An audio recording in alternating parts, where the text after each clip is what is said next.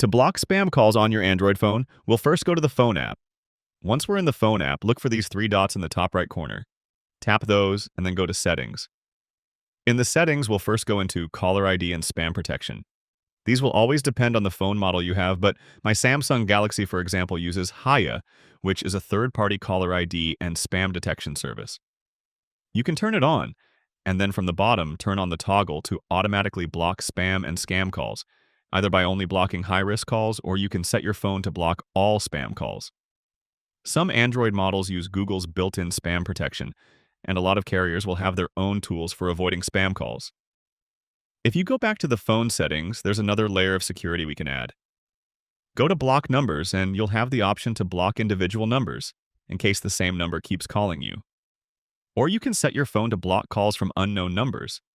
This will block calls when the caller is hiding their caller ID and not showing their phone number. If a call comes from a random number that you don't recognize, those calls will go through normally, so you won't be missing out on any legitimate calls. Blocked or suspected spam calls usually go straight to voicemail, but you can still review them in your call log. Click that like button if this helped you, and subscribe for more easy guides like this.